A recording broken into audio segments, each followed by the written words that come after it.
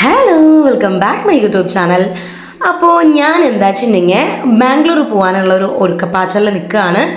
ഞാൻ വീട്ടിൽ നിന്ന് പിള്ളേരുടെ അടുത്തൊക്കെ സെറ്റായി യാത്ര പറഞ്ഞ് ഞാൻ പാലക്കാട് റെയിൽവേ സ്റ്റേഷനിലെത്തി.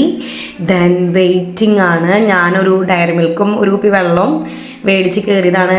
എനിക്ക് 11:15 ട്രെയിനായിരുന്നു, ട്രിവാൻഡ്രം ടു മുംബൈ. അതായിരുന്നു ട്രെയിൻ വന്നിട്ടുണ്ടായിരുന്നത്. ദെൻ ഞാൻ ഫസ്റ്റ് ടൈമാണ് തന്നെ ഒറ്റയ്ക്ക്, കല്യാണം കഴിഞ്ഞിട്ട് ആദ്യമായിട്ടാണ് ഇത്രയും ലോങ് ഒരു ട്രിപ്പ് തന്നെ പോകുന്നത്.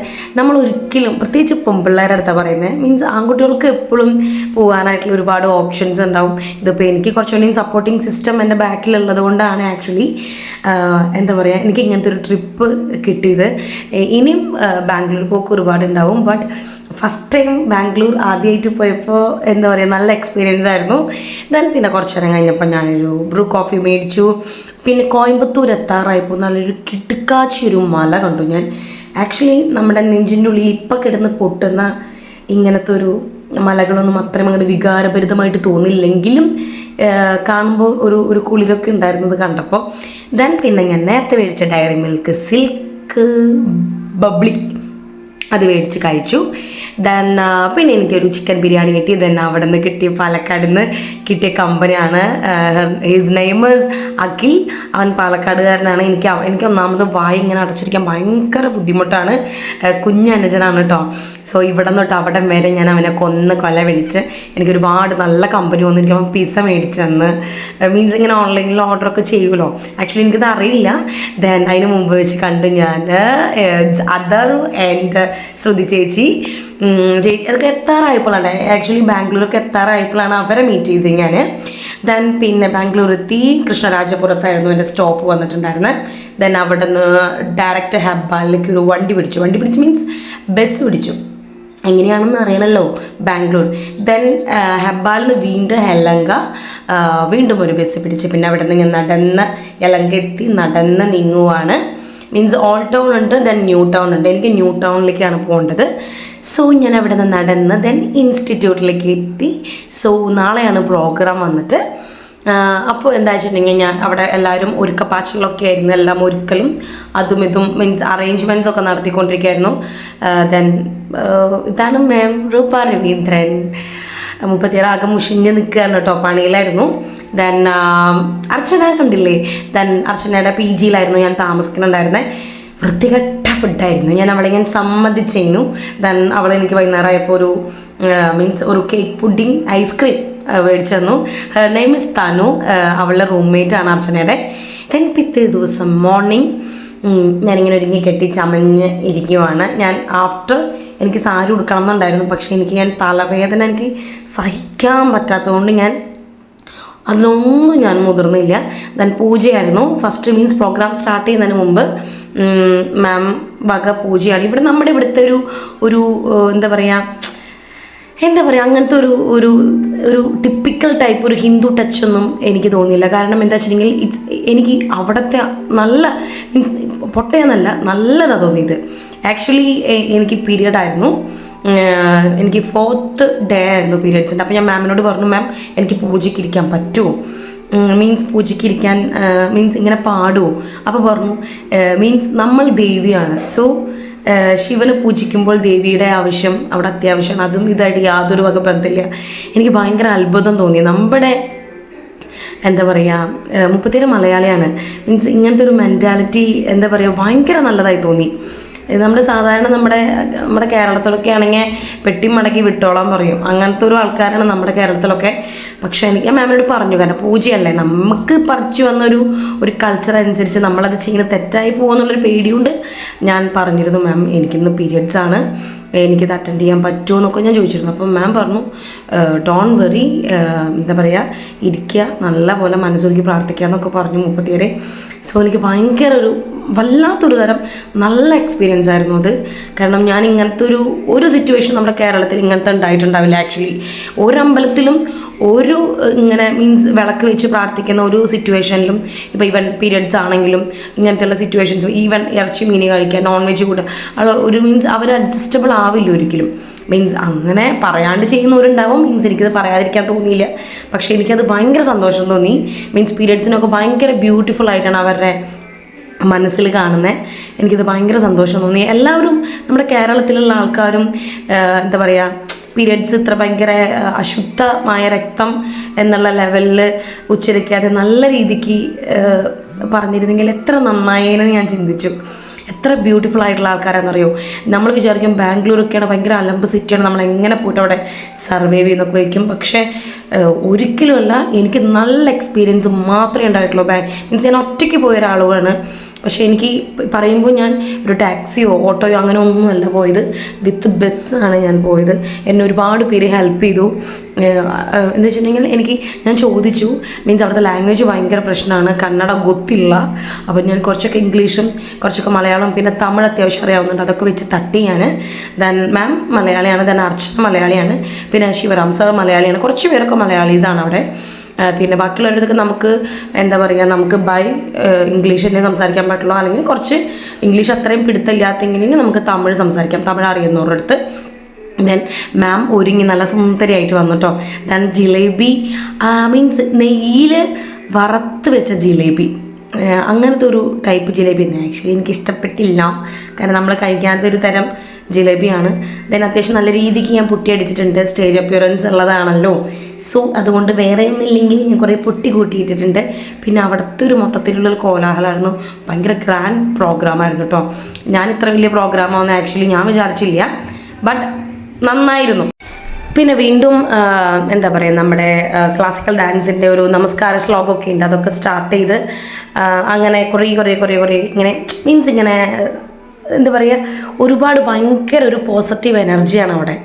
നമുക്ക് മീൻസ് വലിയൊരു എന്താ പറയുക, അങ്ങനത്തെ തുളുമ്പുന്നതെന്നല്ല, പക്ഷെ നമുക്ക് അവിടെ നിൽക്കുമ്പോൾ വല്ലാത്തൊരു വൈബാണ്, വേറൊരു മീൻസ് ആക്ച്വലി എനിക്ക് എൻ്റെ നാട് വിട്ട് വന്നു എന്നുള്ളൊരു തോന്നലേ ഉണ്ടായിട്ടില്ല. അവിടെയുള്ള എല്ലാ ആൾക്കാരും എന്താ പറയുക, നല്ല ആൾക്കാരാണ്. ഒരുപാട് മീൻസ് ഭാഷ അറിയില്ലെങ്കിൽ കൂടി എന്നോട് കമ്മ്യൂണിക്കേറ്റ് ചെയ്യാൻ പറ്റുന്ന രീതിയിലൊക്കെ അവർ കമ്മ്യൂണിക്കേറ്റ് ചെയ്തു. ദെൻ തുടക്കം നമ്മുടെ പ്രാർത്ഥന ഉണ്ടായിരുന്നു. ദെൻ നമ്മുടെ എന്താ പറയുക, ജനഗണമന അതൊക്കെ ചൊല്ലി ദെൻ ഉദ്ഘാടനമൊക്കെ ചെയ്ത്. ആക്ച്വലി മീൻസ് മൂപ്പര് യലങ്ക MLA ആയിരുന്നു, ഐ മീൻ വൈറ്റ് ഷർട്ട് മൂപ്പര്. എനിക്കറിയണ്ടായിരുന്നില്ല ആക്ച്വലി, നമുക്ക് അറിയില്ലല്ലോ. ആക്ച്വലി എനിക്ക് അറിയണ്ടായിരുന്നത് ലാസ്റ്റ് ടൈം ഒക്കെ ആയപ്പോഴാണ് ഞാൻ പരിചയപ്പെട്ടത്. ദെൻ അതുമാത്രമല്ല, ഇന്ന് രൂപ മാമിൻ്റെ അച്ഛൻ്റെയും അമ്മയുടെയും 45th വെഡ്ഡിങ് ആനിവേഴ്സറിയും കൂടിയാണ്. അപ്പോൾ അതിൻ്റെ ഒരു കേക്ക് കട്ടിങ്ങും ഒരു സെലിബ്രേഷനൊക്കെ ഉണ്ടായിരുന്നു. ദെൻ ഈ ബ്ലാക്ക് പിങ്ക് സാരി വന്നിട്ട് രൂപ മാമിൻ്റെ സിസ്റ്ററാണ്. രണ്ടുപേരും ഒരേപോലെ അടിപൊളിയായിരുന്നു ലുക്ക്. ദെൻ ഇത് കഥക് ഡാൻസറാണ്. ആക്ച്വലി എനിക്ക് അവളുടെ പേരറിയില്ല, ഞാൻ ചോദിച്ചായിരുന്നു, പക്ഷെ എനിക്കിപ്പോൾ അത് ഓർമ്മ വരുന്നില്ല. നന്നായി ചെയ്തിട്ടുണ്ട് കഥക്ക്.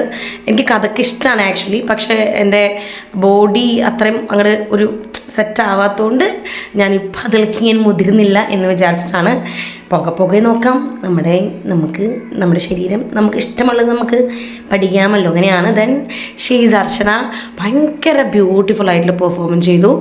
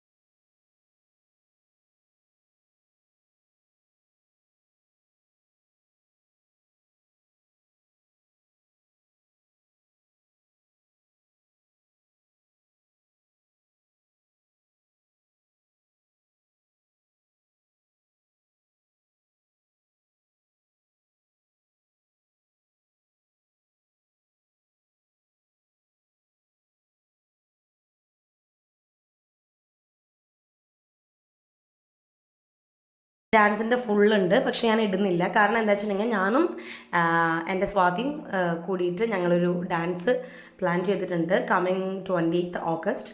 അപ്പോൾ ഞങ്ങൾ സെയിം ഡാൻസ് തന്നെയാണ് ചെയ്യുന്നത്. അപ്പോൾ ഞാനിതിൻ്റെ ചെറിയൊരു ഭാഗം മാത്രമേ ഞാനിതിൽ അപ്ലോഡ് ചെയ്തിട്ടുള്ളൂ. അപ്പോൾ ഞങ്ങൾ രണ്ടുപേരുടെ ഡാൻസ് ഫുൾ വീഡിയോ ആയിട്ട് ഇടാം. ദെൻ ശിവറാം സാർ എന്നെ തള്ളി മറിച്ച് കൊല്ലുവാണ്, മൂപ്പരെന്നെ വെറുതെ ഇട്ട് കളിയാക്കുവാണ്.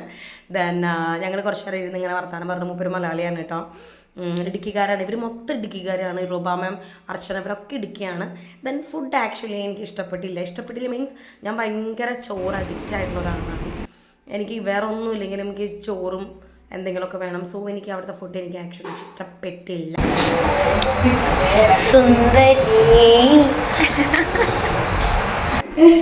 പിന്നെ സാരി ഉടുത്തിട്ട് അർച്ചന ഭയങ്കര ഷോയായിരുന്നു, ഭയങ്കര ഭംഗിയുണ്ടായിരുന്നു കാണാനായിട്ട്. എന്താ പറയുക, അവൾ ഇപ്പോൾ കുറച്ച് കഴിഞ്ഞപ്പോൾ തന്നെ ആദ്യം സൽവാറായിരുന്നു, ദെൻ പിന്നെ അവൾ മോഹിനിയാട്ടത്തിൻ്റെ ഡ്രസ്സ് എടുത്തു, ദെൻ പിന്നെ സാരി എടുത്തു. അവൾ നന്നായി സാരി ഉടുക്കുന്നുണ്ട്. നമസ്തേ മാം. നമസ്തേ സർ. എങ്ങനെയുണ്ടായിരുന്നു ഡേ? അടിച്ചു പൊളിച്ചില്ലേ? സൂപ്പറായിരുന്നു സർ. നന്നായി പാട്ട് പാടി കേട്ടോ, സൂപ്പർ പോയ പാട്ട്. നന്നായിട്ട് പാട്ട് പാടി. Thank you. Very happy. ഇന്ന് പലരും പല സ്ഥലത്തിൽ നിന്ന് വന്നു. ഇന്ന് ഫ്രഷേഴ്സ് ഡേ ആയിരുന്നു ആൾക്കാരെ കിട്ടി പല സ്റ്റുഡൻസ്. സോ അടിച്ചു പൊളിക്കണം. Good luck. Rocket. Thank you so much. എങ്ങനെ എല്ലാവരും വന്നിട്ട് പറയും. നല്ലായിരുന്നു. ഞങ്ങൾക്ക് നല്ലൊരു അടിപൊളി ഒരു മിസ്സിനൊക്കെ ഇട്ടിട്ട് നൈസ്. ಇವತ್ತು ಫ್ರೆಷರ್ಸ್ ಡೇ, ಎಲ್ಲರೂ ಚೆನ್ನಾಗಿ ಪಾರ್ಟಿಸಿಪೇಟ್ ಮಾಡಿದ್ದಾರೆ. ಭವಿಷ್ಯದಲ್ಲಿ ಒಳ್ಳೆ ಕಲಾವಿದರಾಗೋದು ಅವಕಾಶ ಇದೆ. ಚೆನ್ನಾಗಿ ಅಭ್ಯಾಸ ಮಾಡಲಿ, ಸಿನ್ಸಿಯರಾಗಿ ಬರಲಿ, ಡೆಡಿಕೇಶನ್ ಇರಲಿ, ಎನರ್ಜಿ ಕೊಡುತ್ತೆ. ಮತ್ತು ಮುಂದಕ್ಕೆ ಒಳ್ಳೆ ಆರ್ಟಿಸ್ಟ್ಗಳಾಗಿ ನ್ಯಾಷನಲ್ ಇಂಟರ್ನ್ಯಾಷನಲ್ ಲೆವೆಲಲ್ಲಿ ಅವರಿಗೆ ಕೀರ್ತಿ ಸಿಗಲಿ.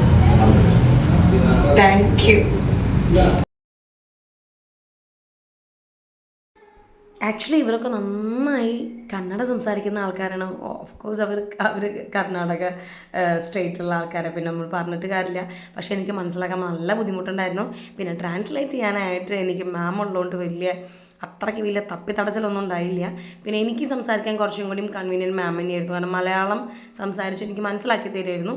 ദെൻ പിന്നെ പിരിയണ സമയമായിരുന്നു. എല്ലാവരും കൂടി ഫോട്ടോസൊക്കെ എടുത്ത് അവിടെ പഠിക്കുന്ന ചെറിയ പിള്ളേഴ്സാണ് കേട്ടോ അവിടെ.